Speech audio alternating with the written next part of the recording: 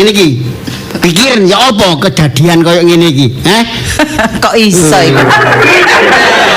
Kok iso? Aku sampe niku lho nek ngamuk gak tambah medeni, tambah lucu aja. Aku wis sakno dagelan ta. Awake dhewe iki serius, gak guyon. Coba arek iku gak nyilih sepeda motor. Ya, gak sampai kejadian ditobrokno ngono iku. Salah Lisa iku. Nggih, Pak, nggih. Dadi apa nak? Wis sakno Pak Uryong gitu. Nggak ajar. Bojo kok ngomong ngono. Lho, sampean niku cek nek gak sepaneng, sampean niku lho apa emosi ku. Gara-gara sepeda motor iki lho murni ya. Ngomong apa? Ayo, sapa meneh iku? Gak kok jangan ngomong ke iki sore. Gara-gara sepeda motor aku nyeneni Lisa kon belani. Anak iku nek salah. Ya iyalah. Aja dibelani. Garai manja. Arek iku ngono sakjane gak salah. Sing salah iku sampean, Cak. Kok saged kontriak napa, Trik? Napa kan? Sakniki. Kok sing nyabrakno iku Lisa. Kadek sepeda motor iku nyele. Ya, kok aku sing kon salahno iku lho. Iku ketemu nalar sing ya apa? Pikir sing secara yuridis ngono. Linci pencak, linci pen. Ya apa? Saiki rungokno, Dul. Kok iso? Kok iso aku dikongkon mikir. Untung-untung kan aku gak gliyur saiki. Aku iki sore iku gliyur. Ngerti enggak? Ane sampean tak enteni. Kok gak? Lha apa aku ngenteni? Lagi apa kok ngenteni aku? Lho, aku aja ngono, Cak. Lho, aku normal apa kok ngenteni? Sing tak enteni iku kon gak balik ya. Oh, timbane ya sadar sampean. Lho, sing ngenteni ku aku. Kembali masalah topik. Sik ta lah, sampean niku yo gak usah emosi, pikiran dhisik. Yo, gak usah nyalano arek. Iku ngono sing salah sampean. Ya apa rek? Pikirannya gak sehat. Waduh, gak sehat barang. Nek aku gak sehat, sampean gak normal. Teman-teman masalah arek iku nek anggere salah kon belani, anggere salah kon belani. Yo gak. Harga diri seorang bapak kayak aku. Oh, aduh, gak ono waduh. Minta berapa, Pak? Sebagai kepala keluarga, orang nomor 1 di dalam rumah ini. Oh, aduh. Kan ngono ae yo. Orang nomor 1, nomor 2 sapa? Ya awakmu. Terus nomor 3? Lisa. Nomor 4 rencana. Saya gerak. Sampe niku yo gak usah nyalano arek. Jelas salah lho. Wis nyilih motor ya ditobrokno karepku ngene nek gak duwe ya wis gak duwe. Nrimo apa anane numpak len ngono. Yen aku biasa ono kendaraan iku tak terno. Lisa kerja tak terno tak dono ngarepe lawenge kantor aku. Kantor ndi? Kantor pos. Yo kantor kerjane Lisa. Wis oleh ngomel. Wis meneng saiki Wis rumono. sakjane gak mari. Wis gak usah aku nek dituturi ya. Nek gak diweden-wedeni gak kapok-kapok arek iku. Wis gak usah mentiti. Kok ganjele lawangi kok iso melayang kok. Kok niku ya apa sih? Meneng. Aku saiki sing ngomong. Ya ngomong. Aja sok nyalano arek ae. Ngono-ngono iku teko sampean. Coba mbiyen sampean tukokno dhewe sepeda. Gak kira arek iku golek silian. Iku lho saking kepingine duwe arek iku. Ndelok kanca-kancane do nggawa dhewe-dhewe. Iya. Gara-gara sampean melas ta ndelok anakmu kayak ngono. Iya. Wong tuwa model apa sampean? Wong tuwa cap apa sampean? Oh iya. Si anak. Ate ngomong ya iya kedisian. Salammu gak Aku sih ambekan mbok sosor ae. ngono lah ya. Gara-gara gak nukokno. Tapi iya. Iya, tak pikir ya ngono ya. Coba tak tukokno. Lisa gak nyele. Dadi nubruk-nubruk. Nubruk weke dhewe ngono lho. Dadi wong tuwa iku mikir sing dawa, Cak. Aja nyalano anak. Engko nek gak nyalano anak, nyalano bojo. Engko nek gak ngono anak meneh, engko bojo meneh. Terus awak sampeyan niku kebener ngono ta? Awak sampeyan niku gawe risiken ngono ta. Kesucian ngono ta, Mbak sampean niku. Ya aku kempro.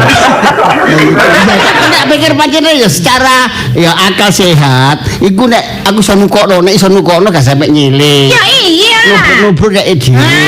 Rugi-rugi arek dhewe. Tapi ya duit tekan ndi aku nukokno iku. Lho ya apa carane wong tua? Jarene orang nomor 1 di rumah. Cabut ini. Ya apa sih lali? Usaha. Ya iya rek demi anak. Supaya iso nukokno sepeda motor. Sampeyan iki lho Cak, sampeyan gak melas ta ndelok. Aku iki lho rasane ngono nangis gete Cak nek ndelok Lisa iku. Kaya nangis gete aku nek. Iya lah Cak, ketok dipapak koncone kadang mrene. Dipapak koncone mesti nggawa sepeda motor. Cek apik-apike sepedae. Tapi sementara anakmu dhewe Cak, bolak-balik nono tae nang kancane. Cik nemene Cak sampeyan kok lek gak mikir Cak. Iya nek sampean ngono sing mlaku ngosel babano masih sampe dengkelen. Tapi lek anak iku Cak, anakku iku kandolane ati. Inilah drama Susana. Ya gak ngono lah. Sampeyan niku sawangane gak percaya ngono. Aku iki nangis-nangisi anak Cak. Sampeyan aja pringisan sampean. Sampean ketara nek sampean niku gak cinta, gak sayang nang anak sampean niku. Ngerti sampean? Cik nemene sampean niku wong tuwa Cak. Sing enak, dituturi sing apik supaya arek iku ya sik kudu mawas diri. Oleh nyilih gak masalah sing hati-hati. Pemen obat iku nglamun dhek, ngono lho. Ngene lho Cak, saiki nang embong iku ya. Wong kendaraan iku jenenge sepeda motor iku koyo dawet. Iya. Awak dhewe wis hati-hati, tapi wong mburi, wong sebelah, wong ngarep iku gak hati-hati, ya padha ae, Cak. Saiki wis gak iso mikir ngono iku. Gak iso nyalano anak iku. Ya, aku mbade nek Lisa iku wis hati-hati, Cak. Dhek wis nyadari ku barang nyele. Mestine ya wis hati-hati. Saking mburi apa sebelahe sing gak hati-hati. Wong Lisa sing ngobrol kok. Lah iya ketotol kok mburi. Iku ketotol, Dul. Oh, ayo nyalano sapa? Pewentung sampean kok. Nyalon panitia. Mangkane ya. Lisa meneh sing disalano. Iya, rek sing numpak ya Lisa, sing bersangkutan ya Lisa. Apa Pak ya tergantung Lisa. Keselamatan itu kan di tangan wis dewa. Ya ngene kalau padimu kalau. Padimu sampel. Masa padimu ngemis. Ya padimu ngemis gak mrene. Apa? Sawelah dewa. Ya ono gegeran ya ngemis.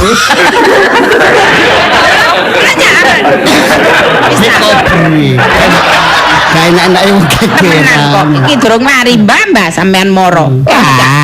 Sawelah dewa.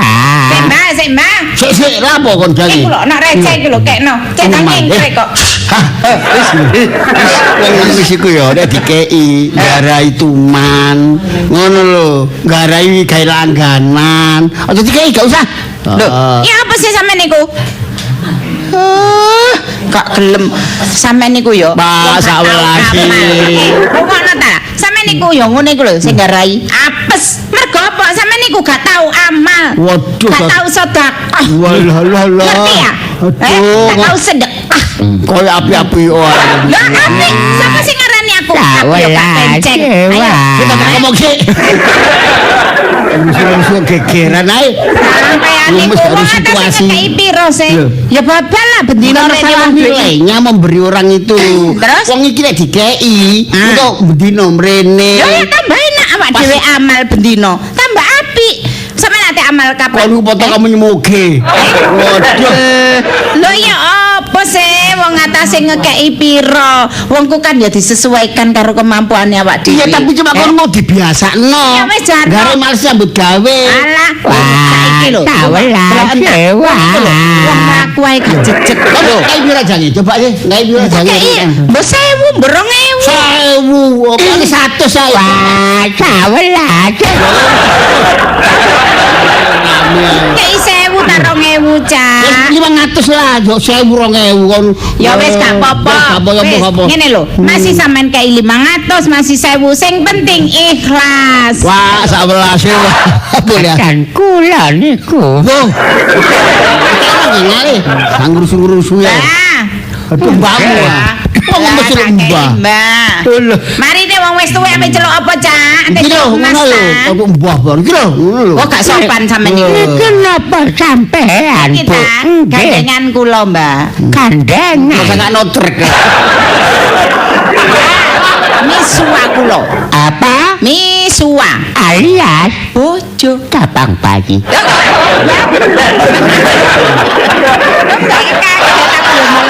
Aku mesti tuwe. Ini tak seneng. Apa, Mbak? Oh, njaluk mangkelno.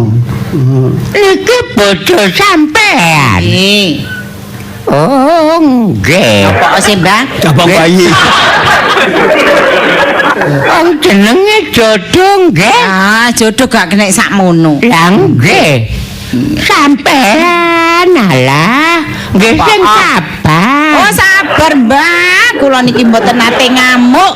Sabar. Oh, lho, lho, Sabar, sabar. Mbak. Aduh. Kula nggih sayang. Oh, sabar opo iki sore gak kon coba. Situasi. Gak usah pamer. Wis ono. Gak usah nih. Kok sih ta? Oh, wong dino ae kabeh dikandani. Gak kon, Dino diluk ae kabeh dikandani. Pak RT, Pak RW sampean kandani. ngandani kok gelekan kon. Wah, agak konco tekon kandani. Pak, sawelas sewa. Sik ta? Kono. Iki kok dalane ditutup. Dalane ditutup gak iso Ya liwat. golek sing sepi embonge. Kono ngale. Pinten niki, Pak? Niki lho. Nggih. Mbah 2000 susuke anu niki mau, Mbah. 2000. 2000 nggih, Mbah. Nggih. Nek sewu ya sewu. Niki kelas nggih. Oh, sangat-sangat ikhlas. Kula sing mboten ikhlas, Pak. Sampeyan niku apa sih, Cak? Jarno. Wong atase dhuwit 2000 ae lho. Ya nek sewu ya sewu ae, lah kok do beli 2000. Wis jarno ta lah. Kayak kok wong mesti liyane lah Ya, omane. liyane sik ono iku lho receh-receh. Jarno, aku iki apa sih? Sampeyan niku. Sampeyan apa aku ndelok Pak iki eling bapakmu, Cak. Duh gak mentol aku. Ngomong gak enak.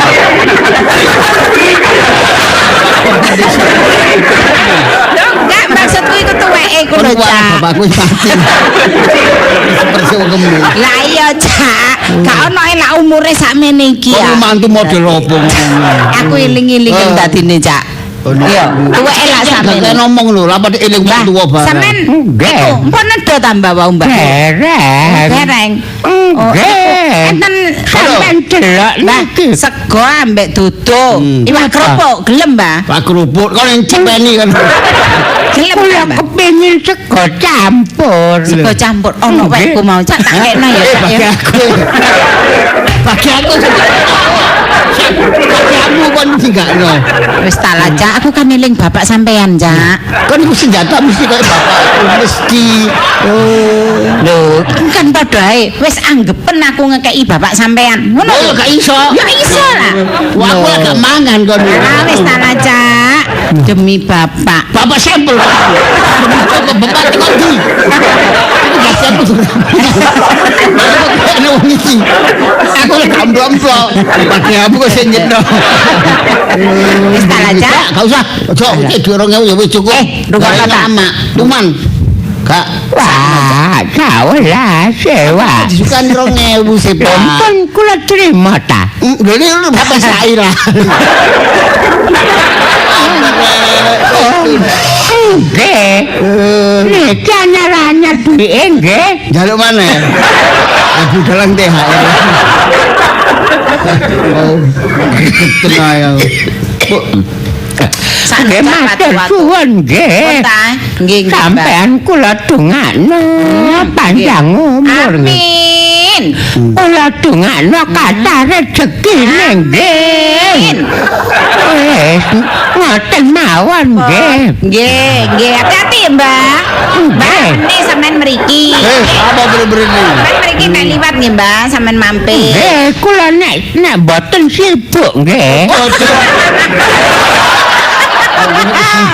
Sibuk apa, Mbak? Ngemis. Nggih, lan kula niku nek Senin mriki. Berbebo. ono sip-sipane. Nggih Selasa. Selasa. Pak kampung sebelah. Lah, Rebo, Nggih sebelah malih. Kemis. Sak minggu pokoke Senin balik mriki malih. Minggu kejegur kali. Kula minggu refreshing. Istirahat kali keluarga. Rekreasi. Wong njaluk ae iso ngejak keluargane rekreasi. Bojo. Sampeyan iku lho, kok gak ngejak aku, gak tau ngejak aku lek Iya. minggu. Aku tak Minggu nang Bali. ucul dhewe. Apa? Nang Bali apa? Ya iya, wong iki kok dibayari wong, ditanggung Lah wong. ya ono rombongan. Sampeyan dhewe ya gak ngarah mbayari aku. Ngrasa mbayari kon. Wong aku dhewe nundut. Kone dipamer-pamerno. Wes ta, Bang. Kan Ngono. oh gara-gara wong Wonten niku, Mbah? Lho, Berani. pamer wonten, Mbah. Dadi sampean dijak rekreasi bojo sampean niku mergo Dibayari wong. mboten nate direkreasine dhewe. Blas. Oh, alah. Nggih Tapi lagi padha. seneng awakmu nang pantai barang. Ya iyalah wong wis nang kono. Delok selancar. Delok wong bule. Oh, nek ngoten kapan-kapan melok kula mawon. Oh, kesapun ndi, Mbah? Lho, sampean Rekreasi, Mbah. nggih. Nggih, nggih, Mbah. Kula mbeta mobil dhewe. Kemini. Betul mobil, Mbah. Nggih. Pun, Lah sampean niku mobil. Oh, niku nyalter. Ngono kon kandak. Oh, Kon biasa ambemu anggere kon. Perasaan kon tuman. Banyak hanya ku wong delok wong Bali gak ngerti. Sakano tekku. Goblok. aduh. Gara-gara kono rek bojone digoblok-goblokno. Oh, dilokan Boleh ya. bisa ngerti ya.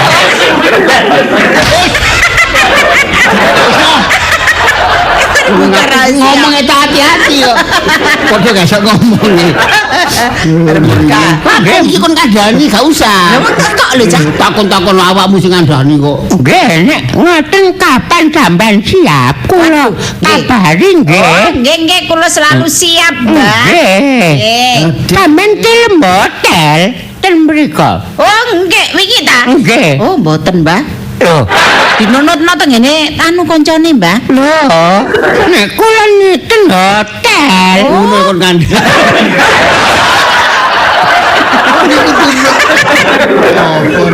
Aduh, niku ngirit, Mbak. Wis enak. Dadi wis gak Berarti bayar. dijual. Wis. Pun Mbah, sampean nyengkre Mbah. Gara perkara sampean. Lah napa? Tambah suwe tambah blakrak ngomong. Sing hotel bareng banu hotel bareng penginapan. Lho, lah. Lah, urusan kula. Ya masih kula ten hotel ten penginapan lah urusan kula. Lama sampean takon-takon. Lho kula cerita. Kok nang ngalih. Jarno ta, Jan? Jarno lu blakrak ngomong sing gak enggak. Nggih, nek sampean ngusir nggih kula ngalih. Ngusir sampean wayamu dikeki niku wong ngemis nggih ngalih ngoten lho. Lho lah kula terserah. Sing ngemis sinten? Nah, Sing ngemis sinten? bibirmu. Iki sampean ngalih lho. Lho, nek sampean kula sing ngemis mari dikae ngalih kan boten ngalih urusan kula. Tapi kula niku lho sing kanggonan omah niku sepet delok sampean. Lho nek Sak ndongakno apik kasih. Bojo kula sampe ndongakno panjang umur. jelas bojo rezekine. bojo sampean ngekeki 2000. Sampean gak ngekeki njaluk didongakno. Sampeyan udah- Lah kok nyimut. Duwe teko kula. Dongane larang, Cak. Niku duwe bayaran teko kula. Jare sapa? Jare sapa? Oh, aku kerja. Hah? Pisan lah. Olehku dhewe iku rek, dhuwitku dhewe, keringetku dhewe, olehku mangap-mangap nang panggung iku. Mangap-mangap kok. Nyanyi, Lho, kon step ngerti. mangap. Aku sih showeran. Kon tambah. Masih ngono. Lho. Iku masih ngono lah. Ale. Ya alah. Ya bener. apa? Tapi Ya ya iyalah diamalno. Ana rezeki pira-pira iku ditampani, sebagian diamalno. kamu iki soge duwe Ngono mobil lho. barang Ya kok. wis jarno, Cak. Ngemis Kan itu cuma hanya rezekine. digawe tameng tok Ya topeng. jarno pokok rezekine wong e ngono kok. Ya apa? Wong iki lho masih ngemis, tapi tujuannya untuk membahagiakan keluarga. Timbang sampean nganggur ngetekor tengok-tengok. Gak gelem ngemis. Kok ngono kok berat. Ngemis iki. Ngene Pak, ngene Pak. Nggih, Boleh penengan. gara-gara sama. Terus ini sore gak dijak ngomong sama saya. Tambah sampean. Nggih, pun kula tak pamit yen nggih. Ya wis. Nggih, hati-hati ya, Mbak. Assalamualaikum. Waalaikumsalam warahmatullahi Kon wabarakatuh. do ngono po, iku wong liya dudu sanak kadang ya. Oh. Masalah rumah Tapi- tangga dhewe aja dikandakno. Ngekeki ngangale. Iya, wong ngono iku kena gawe contoh. Ora wong ngemis gak contoh. Ya iyalah. Wong iku lho. Nyontoh ya sing gak ngemis. Wis tuwek ngono, dhek gak peduli nang awake, nang keselamatane. Delok mlaku turut dalan, angger lawang ditotok, door to door. Mbok sampean Wong ngemis kok dur tudur. Iki ya apa? Sampean aku iki lho Cak, gak ado-ado ngekeki wong iku pikiranku iku. Eling bapak sampean. Baleni mah. Kok gak kencek kok. Temen Cak, wis ta. Wis gak nih. Sekarang wis gak masalah ngemis. Kembali masalah topik. Apane? Oh, ganti meneh. Sampeyan ngomongno topik sing ambek aku mbiyen niku ta. Topik sih. Walah, wis gak usah cemburu nang ngene topik. Aduh, aku saiki ganti meneh, Cak. Apa? Lagi anu karo Turmidi. Tambah nem. Di kerudi. Kunci. Kono ya kanca kunci. Aku ya kenal kon. Kon ya kenal aku. Kinco mangan kinco di. Lho, lah iya apa lah ancen lumayan nek bening kono timbang Oh sampean. tak laban tak ambil. Weh, kon belum masalah wong ngemis kok berat. Termudi. Jangan ngono ta, wong iku. Gak apa-apa, Cak. Iki lah Topik itu hiburan. masalah iku mang lho. Duduk topik itu Apa? topan duduk. Topik masalah Lisa itu lho. Ngono lho masalah iku. Kon Wes. kudu balak nuturi, ngandani. Dadi anak iku gak manja. Kok gak rewani nang aku. Kok ora nuturi Lisa ya, engko tak tuturane. Lah, Saiki ngono. iku urusono, wis kono budal, urusono. Ya, urusono. Sepeda motor Sing iku gak rupa iku. sepeda. Gitu. Lah iya, Cak. Urusono nang ngene sing duwe kono lho. Wah, Nang ngone tambah sing duwe beratan iku lho. mana iki nang Merono ngene. sampean. Ya apa terusan? Jare orang nomor 1. Menglapo kok. Geden aku. Wis ae nang budal Iya, kono. iya. Aduh. Nek sampean gak iso nyelesaino, baru nomor 2 sing turun tangan. Ngerti? Cadangane. Ya iyalah. Wes kono. Ayo nang budal. Wes nomor 1, ayo berangkat. Ya, Nggak usah nomor 2 di mengkok-mengkok. rumah ya.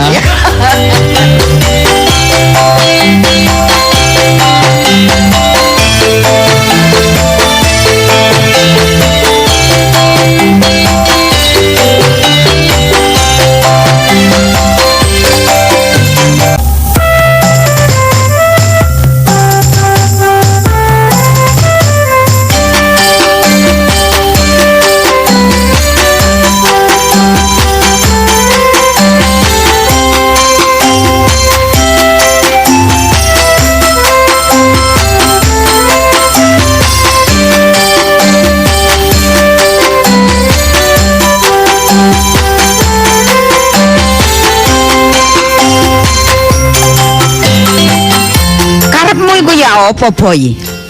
Oh. Mak iki gak duwe ngenak-ngenakno, titik-titik tak lumpukno. Jarine kon iku kepingin duwe sepeda motor. Awak dhewe iku sampe mangan dipelirit. Mangan diplerit iku ya apa, Iya Mak? saonoke. Mangan buntir ngono ta, Mak? Iya, mangan iwak kerupuk, iwak kecap. Mari ngono iwak brengkesan, mangan sambel tok. Mangan apa-apa dieman. Saking kepingine rek nukokno anak iki sepeda motor. Keturutan lah kok mbok selang-selangno. Apa awakmu iku gak menghargai? Adik nabrak pisan. Kangen. Kan lakar ngesiri arek iku ta, kok ate mbok selang-selang arek wedok. Yo. Ngesiri sih. Ngesiri Yo, kok gak, burung Mak. iso lapo-lapo ayo ngesiri. Konco Mak. Alah kanca-kanca. Jare ngomongnya nyele diluk Wong arek gak entos ya mbok sili. Karuane arek entos lan duwe SIM, Ngomongan nang sampe- wis apa jenenge ngalor ngidul wis biasa numpak sepeda motor. Wong arek numpak sepeda motor unu-unu ngono ya mbok selangi. Kalau gak entos babar blas aku nyelang gak mbok selangi. Malah mak ngomong sih boy aku tanya cak ojo mak ngono bro. Aku mak kan jelas mak sering nubruk. Nubruk toko ikut tahu. Iku lah saking pas ketepaan nonton toko. Lah sampean iku sing iko RKBK rating kiri belok kanan iko. Lak lali. Terus maru Apa? rem cakram sampean gembok sampean Iku lak gak eling. Sampeyan sing ngeles mak sing belani ae. Lah mak iki ono alesane ya sampeyan iku lereng-lereng ono mobil mandek kali ngerem dadak sampeyan tubruk iku. Lho iku ngantuk. Iku Anu awak dhewe iku lak saking nduk dalan iki kakek pikiran. ban gembos wong ngono sampeyan lho lho iki lapo ban gembos. Bledos. Sing kaget aku dhewe. Pane sapa bledos? Karo mana aku sing kaget. Lah iya, ban bledos sampeyan kaget sing dilirik bane wong liya. Bali sapa karo ya? Lah golek ngono Masih ngono iku mak iku jek pengalaman nang wong boy. Ngene kan catatan bagi aku. Lah catatan. Masih ngono lek gak mae iki sing rekod daya ya gak iso numpak sepeda. Tapi aku ya tak Wis saiki enak. apa iki arek iki sak tak sandran nduk kene. Lho, ya. Aja le metu arek iku. Lho kok Ya. sakno mah. Apa? Pokoke nek segak wong tuane rene terus bari ngono ngijoli sepeda iki arek gak tau leno. Oh, iya. Tapi lek arek gak tau leno kono aja ndekem nduk kene. Kon metu-metu kono. Ya aku tambah seneng, Oh Mak. tambah kesenengan. Metu. Arek iku cendok kene ambek aku. Arek iku Nduk. Kene.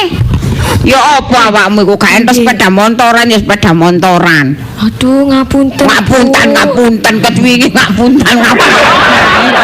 Kula ndredeg anu prasa kula niku wau pedae Mas Boy niku rame blong. Ngawur ae wong rem cita diganti kok rem blong. Adane trek kae.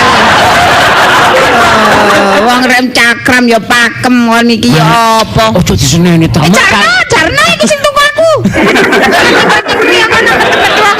Aku gak anu gak repot ambek awakmu. Sakno, Aku Mak. awakmu ambek sepeda motor emanan sepeda motor ngerti ta? Ya apa, Mak?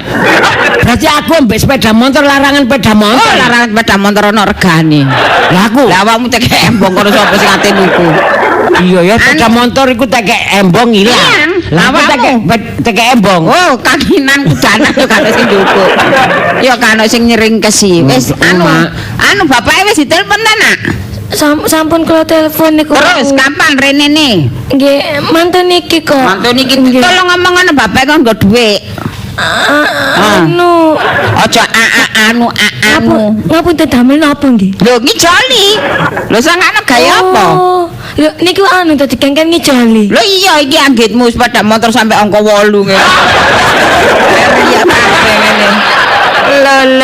Lho iki elek-elekan iku. Wah, Saya model baru ngoten. model baru. Pokoknya ya tak kandhani.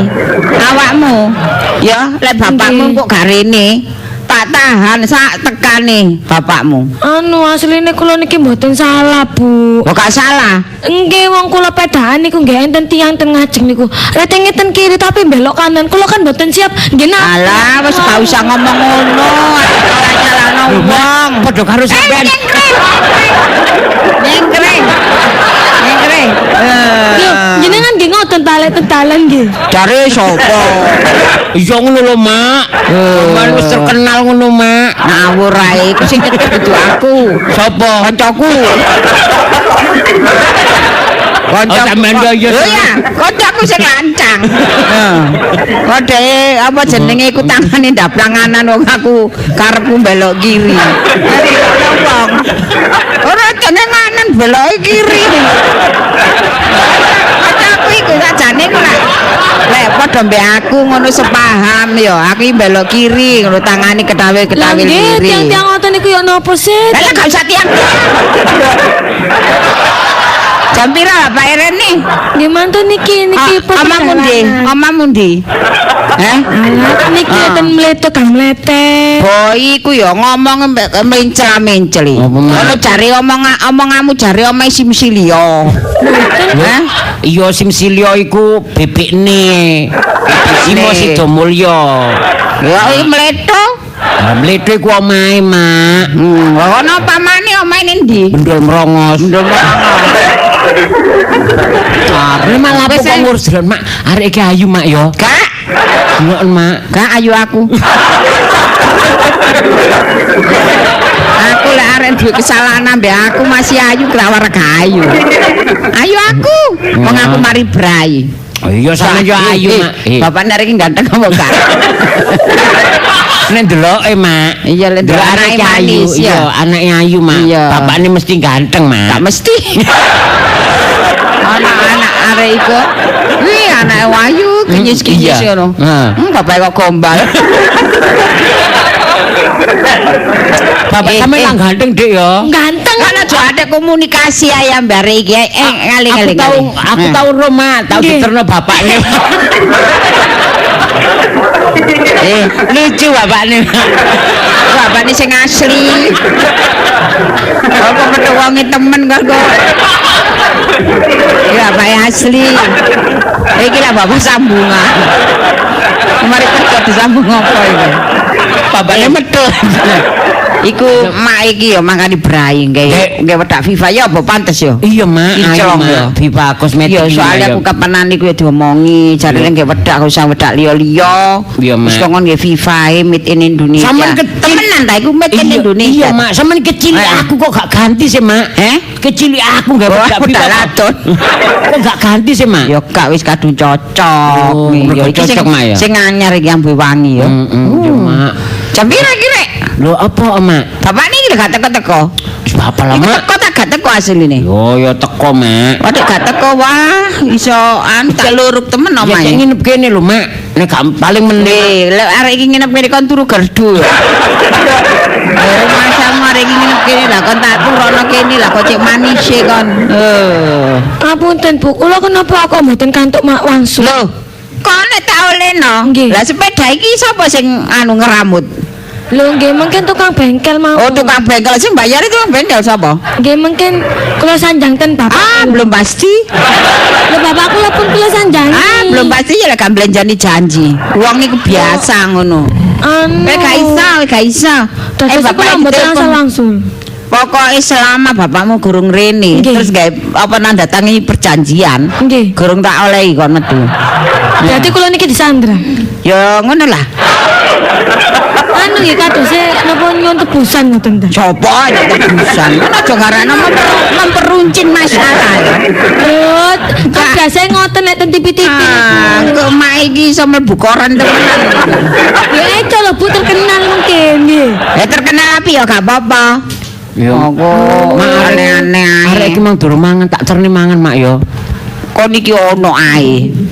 Sing durung mangan diterno mangan nang di pawon cidek kene kok ate mbok terno. Lho arek kan gak tau romah kene, Mak. Kadek, kan ngali-ngali Ngene kan. sego sebelah ndi, Wong wae sego yo ngene wakul kok repot.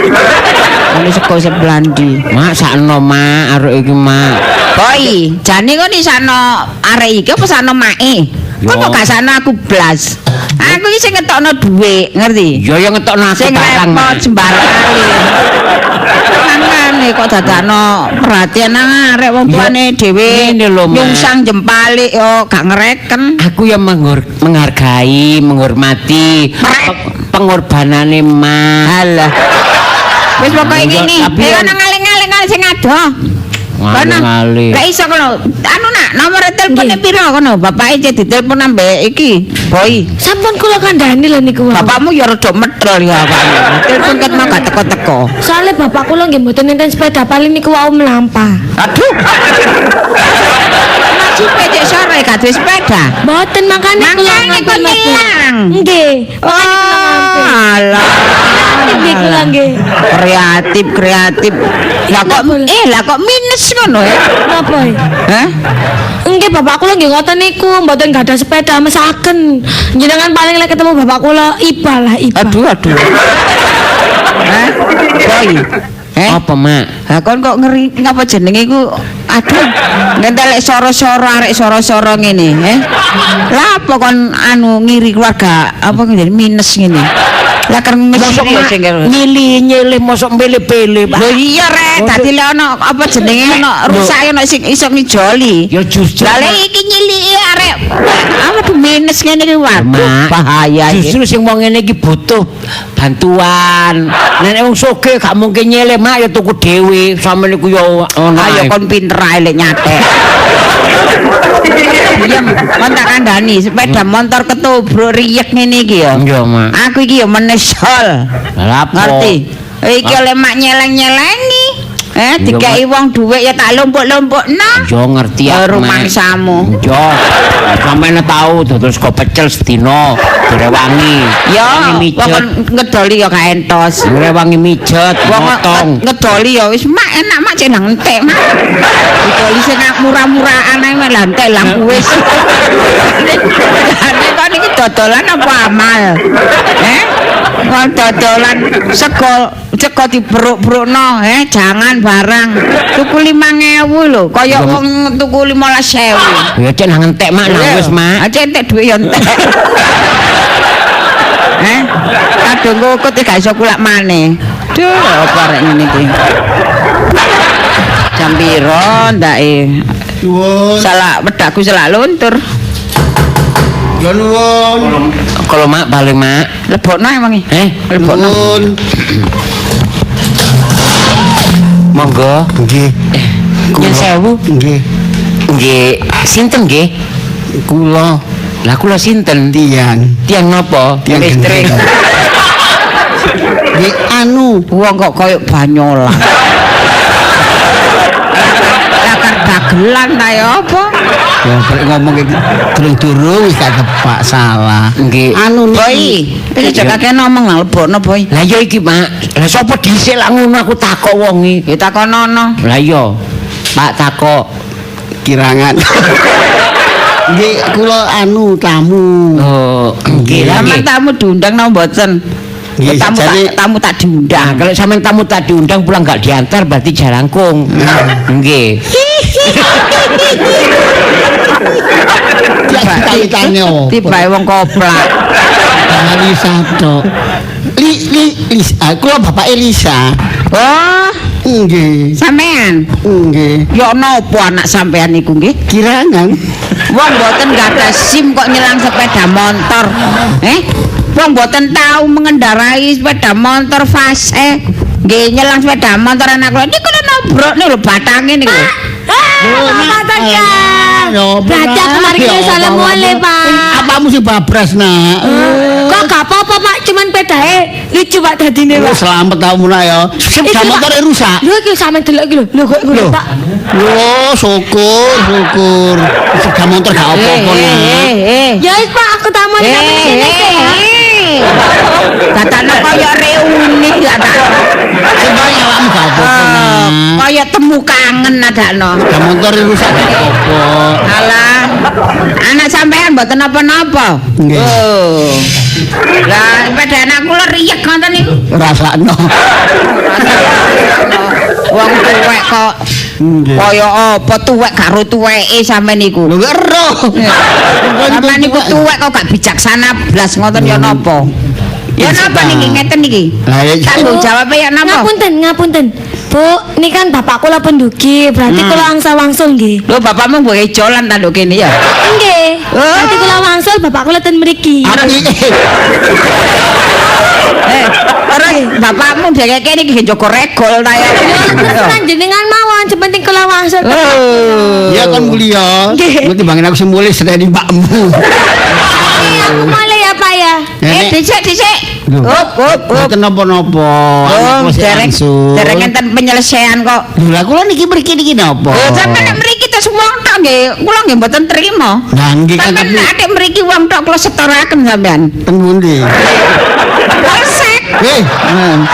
Polsek tambah Sari teng Pak Raji sampean. Ngomong syukur. Lah nih, kersane sampean cek diproses. Nah nggih. Niki kula teleponaken Pak Raji. Oh kok jadi pun susu sembarang kan dirunding musyawarah mupakat enak yo nopo sepeda motor niku. Nah, nek ngeten kan sampean berarti kan tanggung jawab. Nggih. Iki sepeda motor tukune 20 juta. Lah napa didol protolan timbangan. Nek niki didol protolan niku lha polane niku duwe sampean ta ya napa? Mboten timbangane dandani telah. Nggih mboten napa-napa. Nek niki sampean beto nggih. Kula sampeyan joli anyar mawon. Gampang masalah niku. Gampang mboten. Niki didol protolan nggih dandani. Mboten. Ayo nang teras ngomong-ngomongan Niki telase tambah entek. Iya Mas Boy. Mbak bapakku cuma mbek Mas Napa Sam. didol? Jin. Sebenarnya sama nih udah pacar apa durung sih? Gereng. Rundingan. Itu gegeran anak rundingan. Boy. Apa mak? Iki kok sepeda ta obong. Nisan ta obong kok saoma-oma. Mboten dandani. Apa sih mak sama niku? Kok niku dibalani wong tuwa dadakon gemblet tambah arek iki. Mak, sampai Karepmu iki ya apa karepmu? sampean jari permasalahan ini kepingin ketemu wong tuane Dik Lisa. Lah aku ketemu. saiki ketemu. Aku ketemu wong tuane Delisa ya. Lah kon terus manuk-manukan. Lah sama aku kita lek mantu ta ya apa? Lho wong tua padha wong tua, anak padha anak. Wong tua padha wong tua ku lha apa? Loh, ya Ajange lha apa? Ya rembukan masalah menyelesaikan sepeda motor iku. Dirawakmu nak. Anake sampean yang gerakan. Hah? Sampean yang gerakan. Tak notas. Kok bisikil dikirno. Sampeyan gerakan.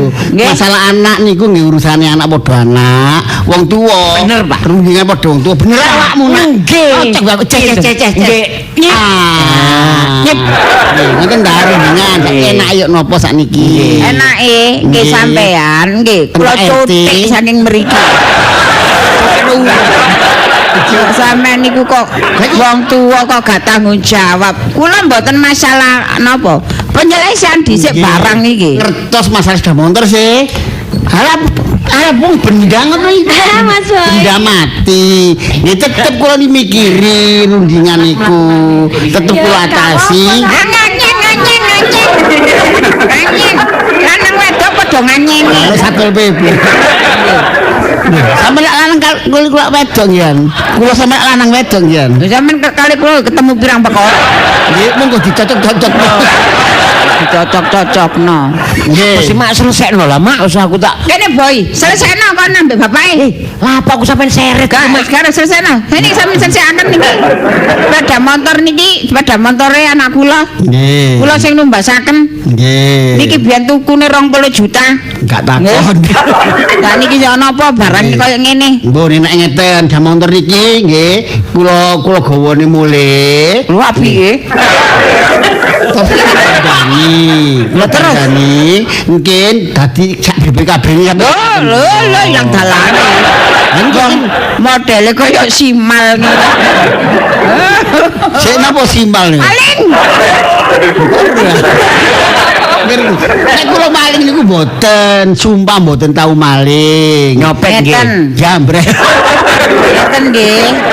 Niki penyelesaian secara damai. Lah nggih ta? keluargaan. Nggih. Monggo. Ngeten mawon, sepeda motor mboten usah digawa. Nggih. Niki sampean ngekeki kula dhuwit gamel reparasi dan Ya lain-lainnya. selama tetep mriki berarti sampean sing tanggung jawab. Kan Kan ngoten. sampean niku. Lah nggih. Sampean omongan pokro ta omongan apa sampean? Nah, iki tanggung jawab kula kali sampean. Lah lapo nggih sampean teh? Berarti 50. Lah lapo? 5. Lho. Lah apa? Sampeyan iki mboten ora kula.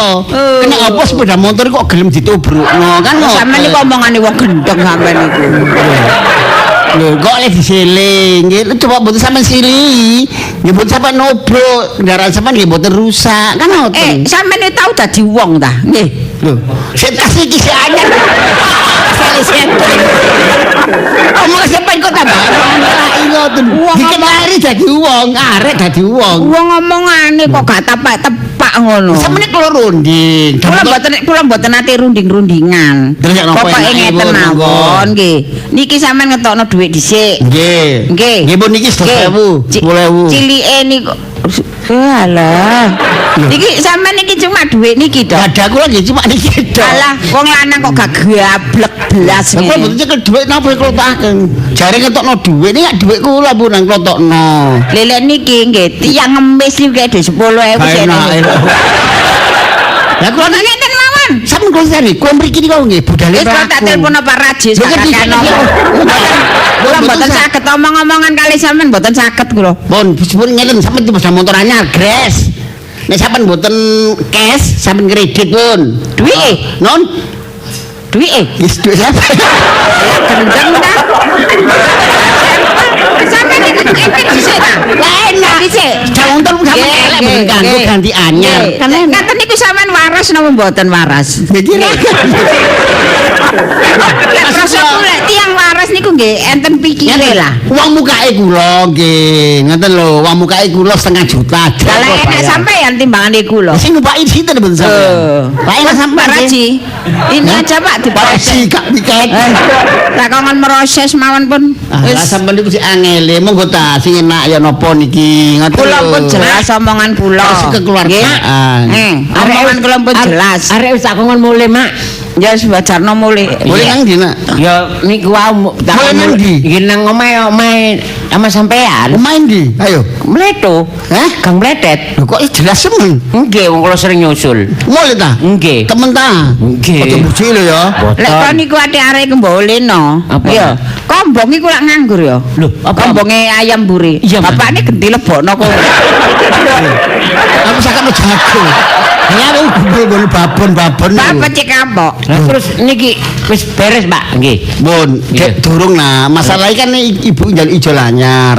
Nek sampean mboten percaya kula tak damel pernyataan. Bun. Kula mboten butuh kula Sampeyan mboten nulis, butuh kula tak pernyataan. tangani. Kula mboten butuh pernyataan. Mak. Sing kula butuhaken niku dhuwit. Ngerti ta? Sampeyan Iki lho, aku mang ditelepon anu lek satuman. Apa? Jadi eling sampean. Diapakno? Yo jare nek pedaku rusak kate ditukokno mak aku, Mak. Lah apa sih lah, jembusane? ketepaan ngoten. Nggih, sampeyan nggih ngoten mawon nek. Sampeyan iki dulur kula ta? Kok sampeyan apik ganti Kula bantu omongan. Kula mboten butuh omongane sampean. Nggih. Akeh sing Niku putusan-putusan kula ki ambek. Niku Nggih. intern Lah, niku. kula dukung. Sampeyan ngerti intern apa mboten? Ya sak gludek. Iku mak Pak Agustin niku yo nawani sementara pakai sepeda motorku aja Mas Boy ya apa mak alah ngene gak usah rame mak ono sing ngili ya lho mak Ah, bener sampeyan. Mak Kene mari kene mari boy. Iya. Kon metu pisan ambek wong iki ambek arek wedok iki wis metu kabeh. oh metu kabeh Ya, wis metu kabeh kono. anu rekreasi ngono ta mak ya mak Minggat. Kok kene ngerti ta? lho mak Wis minggat lah metu kula anak kabeh. sampean Kowe gak ada anak-anak. Ngene lah, nek aku gak dakoni anak mbek wong wedok, Nggih. ya takoni anakku, tak jak mulih nang omahku. Ya mboten napa-napa wong anak kula lanang gak kira meteng. Hah? Nang meteng bae. Sampeyan iki. Nggih. sampe digolek udah bolak-balik dijak touring mak Iki gak repot. Touring sama motor rusak kok touring, Nak. dulu Pak Pokoke udah sampean niku nggih, niki sampean ijoli. Sampean nek mboten sampean ijoli, sampean kula proses. Kula pun janji, kula tak ngambil pernyataan sesuai kali nggih pernyataan kula nek kula mboten saged nyauri. Saya sampeyan mboten percaya gitu terus sampean pun kula sampean tahan mawon pun. Kula nahan sampean. Nggih, Pun. Nggih prosoku Kan dijaminan. senengan sampean nek nahan sampean. Lah lah napa wong kula nggih temriko nggih gak ada keluarga. Lah sampeyan mboten percaya kali kula. Wis mboten pokoke kula mboten ro jawane. Nah, kula gawe jaminan sementara kula dereng saged nyaur selama kula temanggen ten omah sampean. Ngoten lho. Nggih ya napa? Kula sampean mriki. Lah nggih gawe jaminan. Kula apa jenenge ngingoni sapi lompo lah. Kan mesti angel. Nggih. Sampeyan iki ngawur ae sampeyan niku. Lah anak kula pun doleaken kalian anak sampean. Sampeyan nggih. Pun sampeyan ninggal dhuwit ngoten tok lho. Kan nggih 10 juta. Belas kula niki. Mangkane kula niki nek duwe niku lah pun kathik sampean tagih. Nggih sampean ngeten mawon pun kula mboten kakean ngomong, sampean kula proses. Lho, nggih. Kula sampean kula lebokaken tong anu Pak Haji. Iki tolong Pak Haji. Pun tanget lho nek kula gak ada duit Bu, anak kula niku kula tumbasaken mboten nyilih sampean ngoten lho. Ngerti enggak, Un? Ngerti enggak? Gak ngerti-ngerti. Bapak dak mlayu. Kok ya tumen ana wong modele kaya ngono iku.